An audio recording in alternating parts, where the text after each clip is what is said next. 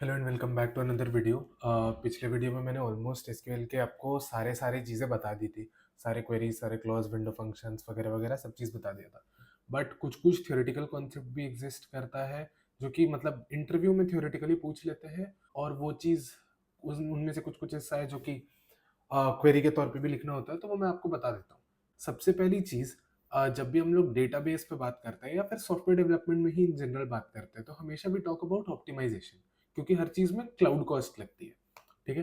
तो optimisation backend teams को दो तरीके से करना होता है। या तो आप अपनी बैकएंड की क्वेरी ऑप्टिमाइज करो, ठीक है, या तो आप अपनी डेटाबेस को ऑप्टिमाइज करो। ठीक है?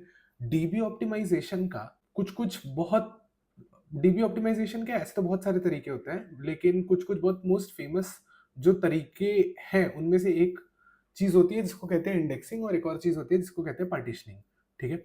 इंडेक्सिंग बेसिकली अगर एक आप समझने की कोशिश करो कि होता क्या है, अगर लेट्स से कि आप कोई बुक लेकर आए हो, तो बुक में आपको कौन से चैप्टर पे जाना है या कौन से पेज नंबर पे क्या चीज मिलेगा, ये चीज आपको कैसे पता चलता है? बुक के इंडेक्स को देख के आपको दिखता है कि लेट्स से चैप्टर नंबर 10 में ये लिखा है, तो आपको ऑटोमेटिकली जो आप एक एक पेज पलट के खोज रहे होते हैं चैप्टर 10 का कंटेंट, आप ऑटोमेटिकली बहुत सारे पेज पलट के चले जाते हो उस कंटेंट पे सीधा। तो इंडेक्सिंग बेसिकली डीबी में वही होती है। Indexing is creating indexes on a column of a database. तो उससे क्या होगा कि अगर लेट्स से आप कोई क्वेरी लिखेंगे जिसपे हम लोग वेयर कंडीशन डाल रहे हैं उस कॉलम को यूज करके, तो instead of Postgres scanning the table line by line, वो डायरेक्टली इंडेक्सेस का यूज करके सीधा उसी जगह पे जाएगा जहां पे आपको चाहिए। तो जो ऑपरेशन इनिशियली बहुत ज्यादा टाइम ले रही होती, जिस कॉलम में आपने इंडेक्स बनाया है उसके बेसिस पे अगर आप सर्च करोगे तो वो बहुत ज्यादा जल्दी हो जाएगा। इंडेक्सेस बनाने का स्ट्रक्चर मतलब एज इन सिंटैक्स ये होता है: create index, index name on table name और ब्रैकेट पे कॉलम नेम। ठीक है? अभी क्या है कि लेट्स से मेरे को कस्टमर्स का टेबल है, मैं इस कस्टमर्स टेबल के स्ट्रक्चर वाले हिस्से में जाऊंगा, तो मेरे को पता चलेगा कि इधर पे कहीं पे, अच्छा, मैंने दो इंडेक्सेस बना के रखे, ठीक है, कस्टमर्स ईमेल की और कस्टमर्स प्राइमरी की नाम से। अब अगर मान लो कि मेरे को क्रिएटेड एट पे एक इंडेक्स बनाना है। क्रिएटेड एट पे इंडेक्स क्यों बनाएंगे? क्योंकि जनरली जब हम लोग कुछ रिकॉर्ड सर्च करते हैं तो उसको एंटरप्राइज पे हम लोग डेट के बेसिस पे सर्च करते हैं कि अगर लेट से मेरे को सितंबर 2020 का डेटा चाहिए, तो मैं उस डेट के बेसिस पे सर्च करूंगा। तो जिस कॉलम पे आप सर्च कर रहे होते हैं जनरली हम लोग इंडेक्स उसी कॉलम पे लगाते हैं। अगर मतलब इस पे एक ये चीज आ सकती है कि हाँ, आप मेरे से ये बोल दो कि अगर इंडेक्सेस बनाने से फास्ट ही होता है तो आप हर कॉलम में इंडेक्स बना लो, फिर जिस भी कॉलम के बेसिस पे सर्च होगा उस बेसिस पे हम लोग चले जाएंगे। ठीक है? लेकिन इंडेक्सेस जो है वो kind of like her column में बनने वाले रिकॉर्ड की तरह ही होती है। इंडेक्स बनाने पे भी स्पेस लगता है, तो अगर आप हर कॉलम में इंडेक्सेस बना दोगे तो अगेन आपका डेटाबेस बहुत हैवी हो जाएगा एंड क्वेरी परफॉर्मेंस स्लो हो जाएगी। तो you have to find the right balance. जैसे क्रिएटेड एट, इस पे एक कॉलम है, तो मैं क्या करूंगा कि इधर पे जाऊंगा और लिखूंगा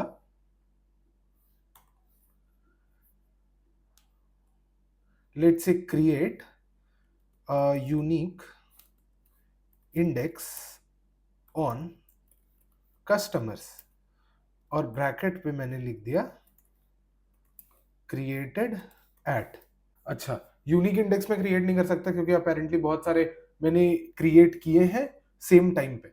तो मैं क्या कर दूंगा, create index on customers, create और कॉलम नेम का नाम दे दूंगा क्रिएटेड एट। ठीक है? ये इंडेक्स जैसे ही क्रिएट हो गया, अब कस्टमर्स टेबल को जब आप इधर पे रिफ्रेश करोगे स्ट्रक्चर पे जाके, तो आपको दिखेगा कि कस्टमर क्रिएटेड एट इंडेक्स नाम से एक इंडेक्स क्रिएट हो गया। और इंडेक्स अगर आप देखोगे एल्गोरिदम, तो इधर पे लिखा हुआ है बी ट्री। ठीक है? अब इस पे एक और चीज होती है कि पोस्टग्रेस अपने आप में स्मार्ट इनफ भी होता है कि वो डिटरमाइन कर सके कि उसको कब सीक्वेंशियल स्कैन करना है और कब इंडेक्शियल स्कैन करना है। अगर लेट से मैंने इधर पे कुछ बना दिया, अब मैं इधर पे लिखता हूं select star from customers where created, या मैं ये लिख देता हूं select created at from customers. ठीक है? तो ये हम लोग इंडेक्स वाला कॉलम सेलेक्ट कर रहे हैं, देखो सारी चीजें सेलेक्ट हो गई इधर पे। अब मैं अगर इस क्वेरी को एक्सप्लेन करूं तो जरूरी नहीं है कि उधर पे इंडेक्स बना हुआ है तो एक इंडेक्शियल स्कैन ही आपको मिले। लेट्स से मैंने इसको एक्सप्लेन किया, तो इधर पे मेरे को मिल गया सीक्वेंशियल स्कैन ऑन कस्टमर्स। ये इसलिए मेरे को मिला क्योंकि हमारे पास जो अमाउंट ऑफ डेटा था वो बहुत कम था। अपने इंडेक्स क्रिएट कर दिया, जब आप इसको प्रोडक्शन में डिप्लॉय करोगे और मिलियंस ऑफ रोज आ जाएंगे, तब उस टाइम पे अगर आप एक ऐसा कॉलम सेलेक्ट करते हो जिसपे इंडेक्सेस बने हुए हैं, या फिर फिल्टरिंग प्रोवाइड करते हो एक ऐसे कॉलम में जिसपे इंडेक्सेस बने हुए हैं, तो फिर ये बहुत इजीली सीक्वेंशियल स्कैन को छोड़ के इंडेक्शियल स्कैन ले लेगा। आप टेस्ट करके देख लो अपने प्रोडक्शन डेटा पे, मतलब प्रोडक्शन डेटा पे नहीं, मतलब स्टेजिंग टेबल में कंपनी में जाके जिधर पे वास्ट मेजोरिटी ऑफ डेटा, जिधर पे चंक ऑफ डेटा अवेलेबल हो, तो फिर उधर से आपको और ज्यादा क्लियर हो जाएंगी ये चीजें। नेक्स्ट कॉन्सेप्ट जो आता है वो होता है पार्टीशनिंग। अभी पार्टीशनिंग क्या होता है? It is basically like index जैसा ही है, बट वो टेबल को क्रिएट करते वक्त बनाना पड़ता है। मतलब कि हमें काइंड ऑफ लाइक इसे कहते हैं हम लोग कि हमें एक पार्टीशन टेबल बनाना पड़ता है। इसका मतलब क्या हुआ कि कई बार जब हम लोग डेटा वर्कफ्लो के थ्रू इंसर्ट कर रहे होते हैं, मतलब मैनुअली डेटा इंसर्ट नहीं होती ऑर्गेनाइजेशन पे, कोई प्रोसेस चलता है जिसके थ्रू कोई कोड डेटा इंसर्ट कर रहा होता है, तो हम लोग कई बार पर्टिकुलर कॉलम्स पे पार्टीशन बना देते हैं। मतलब कि अगर लेट से मैंने डेट पे पार्टीशन बना दिया, अब मेरा कोई ऐसा वर्कफ्लो है जो रोज चलेगा और 7 दिन का डेटा, पिछले 7 दिन का डेटा जाके इंसर्ट कर देगा, तो उस केस पे हमें जरूरत पड़ती है टेबल को पार्टीशन करने की, ताकि राइट करने के लिए पूरे टेबल का स्कैन ना हो। समझने का कोशिश करना। मैं कह रहा हूं, when we have some workflow which inserts data incrementally, for example past 7 days का डेटा एवरी डे, ठीक है, then we create a partition ताकि during the insertion the whole table is not scanned। इसका मतलब क्या है कि अगर लेट से मैं इंसर्ट करने जाऊंगा data on a partition table, तो वो पार्टीशन के बेसिस पे ही जाके इंसर्ट करेगा। कि मतलब अगर लेट से मैं पिछले 7 दिन का डेटा इंसर्ट करना चाहता हूं, तो वो इंस्टेड ऑफ कि पूरा टेबल को जाके स्कैन करे, वो पिछले 7 दिन का पार्टीशन उठाएगा और बस उसी में डेटा डालेगा। इसका फायदा क्या होता है? प्रोज ये होता है कि इट सपोर्ट्स कॉन्करेंसी। इसका मतलब ये हुआ कि अगर मैं अभी कोई इंसर्ट करने जाता हूं मैनुअली टेबल में डेटा, तो मेरे को लिखना क्या होता है कि इंसर्ट इनटू टेबल, और फिर मैं क्वेरी लिख देता हूं। पर वो जो सारे क्वेरीज हैं वो एक बार में इंसर्ट होते हैं, जिसको मैं कमांड चलाता हूं तो एक टाइम पे बस वही कमांड चलता है। लेकिन ऐसा भी हो सकता है कि हम लोग इंटरप्राइज लेवल में 2 वर्कफ्लो पे काम कर रहे हो जो सेम टेबल पे राइट कर रहा हो। लेट से अगर मैं वॉलमार्ट पे काम करता हूं, तो क्या होता है कि अगर मान लो मेरे को इंडिया का सेल्स डेटा इंसर्ट करना है इनटू एक टेबल जिसका नाम है इंडिया सेल्स, ठीक है, तो हो सकता है कि फ्लिपकार्ट का वर्कफ्लो, मिंत्रा का वर्कफ्लो एंड फोनपे का वर्कफ्लो सेम टाइम पे इंडिया सेल्स वाले टेबल पे इंसर्ट कर रहा होगा डेटा। तो अगर सेम टाइम पे ये लोग इंसर्ट कर रहा होगा अलग अलग डेट पार्टीशंस के लिए, तो ये चीज बहुत इजीली पार्टीशनिंग के थ्रू फैसिलिटेट हो जाती है। मतलब अगर लेट से फ्लिपकार्ट पिछले 7 दिन का डेटा इंसर्ट कर रहा होगा और मिंत्रा उसी टाइम पे पिछले महीने का डेटा इंसर्ट कर रहा होगा, तो ये दोनों चीजें कॉन्करेंटली एग्जिस्ट कर सकती है, जो कि एक फायदा होता है पार्टीशन करने का टेबल को। और obviously searches and scans easier हो जाते हैं। उसका सिंटैक्स जो होता है वो हमें बेसिकली इस टाइप का होता है, क्रिएट टेबल नेम, ठीक है, और इधर पे आप जो भी कॉलम्स डालते हो एक एक करके,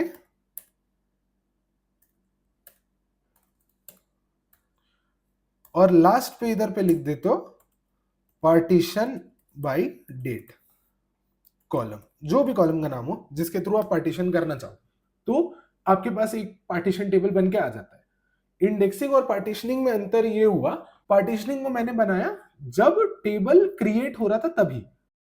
दूसरा चीज क्या होता है, लेट से अगर हमें पार्टीशन टेबल से कोई डेटा डिलीट करना होता है, तो उसका तरीका ये होता है कि पहले हम डेटा को डिलीट करते हैं और उसके बाद पार्टीशन को ड्रॉप करते हैं। लेकिन अगर किसी टेबल में इंडेक्सेस पड़े हैं, मैं उसका डेटा बस डिलीट कर दूंगा, ऐसा नहीं है कि हमें नेसेसरीली इंडेक्स को ड्रॉप करना पड़ेगा ताकि टेबल वापस पहले जैसा हो जाए, अगर लेट से हमें कोई डेटा रिवर्ट करना है। तो ये चीज हो गई इंडेक्सिंग और पार्टीशनिंग की बातें। उसके अलावा देर आर सर्टेन टॉपिक्स, जैसे कि एक चीज कॉलेज में बहुत ज्यादा पूछा जाता है, एसिड प्रॉपर्टीज क्या होता है। उसका फुल फॉर्म मैं आपको बता देता हूँ। एटॉमिसिटी का मतलब होता है दो ही तरीके से एग्जिस्ट कर सकता है, या तो ट्रांजैक्शन होगा या फिर ट्रांजैक्शन नहीं होगा।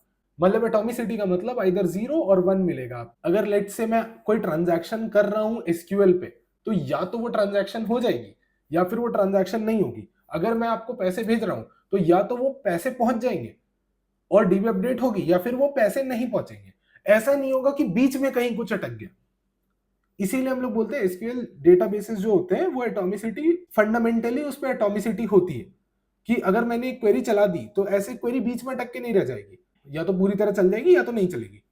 दूसरा चीज होता है C stands for consistency. Consistency का मतलब ये हुआ कि अगर लेट से मैंने आपको 30 रुपए दिए और आपने किसी को 20 रुपए दिए, तो ये दोनों अलग अलग ट्रांजैक्शन एग्जिस्ट करेंगे सच दैट कि आपके पास अल्टीमेटली 10 रुपए आए, किसी और के पास 20 रुपए आए और मेरे पास से 30 रुपए गए। ऐसा नहीं हो सकता कि मैंने आपको 30 रुपए भेजे, ठीक है, डीबी अपडेट हुई, आपने किसी और को 20 रुपए भेजे, अब आपके पास 100 रुपए है, मेरे पास 30 रुपए कम है और जिसको मिलने तो उसको 50 मिल गए। तो कंसिस्टेंसी बेसिकली हर जगह एग्जिस्ट करती है सीक्वल डेटाबेसेस पे।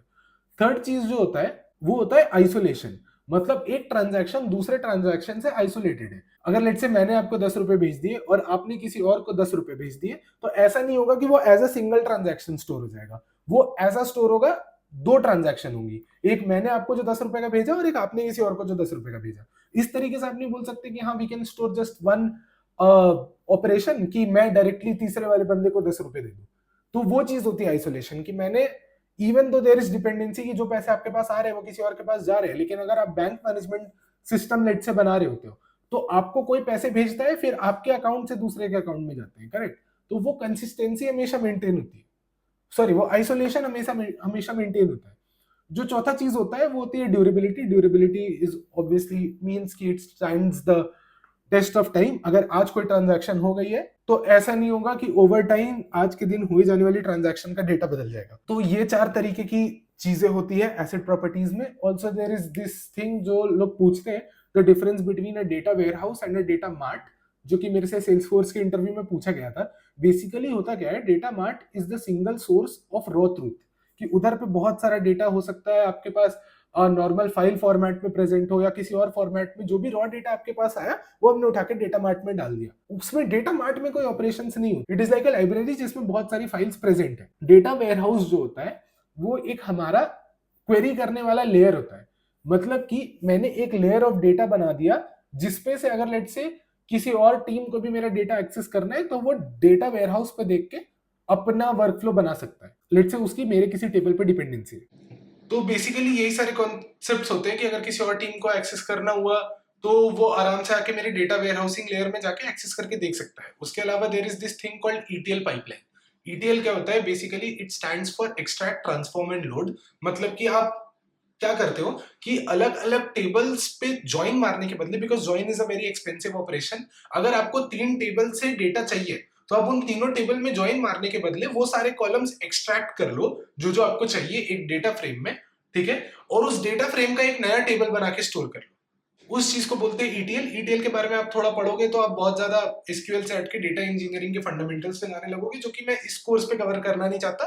तो आप कमेंट सेक्शन में जो सब भी मैंने बताया उस चीज का मेरे को रिव्यू दे देना कि क्या क्या चीजें सही थी क्या क्या नहीं थी, ताकि आगे से लेट से मैं कोई कोर्स बनाऊं तो मेरे को थोड़ा ज्यादा आइडिया हो कि क्या करना चाहिए क्या नहीं करना चाहिए। और अगर अच्छी लगी वीडियो तो लाइक करो, सब्सक्राइब करो, चैनल को जितना ज्यादा स्प्रेड कर सकते हो अपने दोस्तों को भी बताओ। और मेरे को ये चीज भी बताओ कि अगली कौन सी टॉपिक आपको पढ़नी है। बाकी मेरे दिमाग में भी एक पर्टिकुलर प्लान है, मैं कोशिश करूंगा कि जल्दी से जल्दी आप लोग को आके सिस्टम डिजाइन समझा पाऊं, जिससे कि ओवर टाइम आपके इंटरव्यूज में आप बहुत अच्छी एक पकड़ बना लो।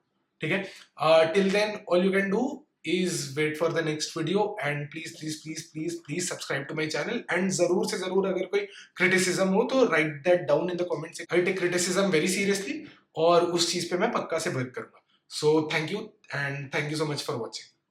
Good luck.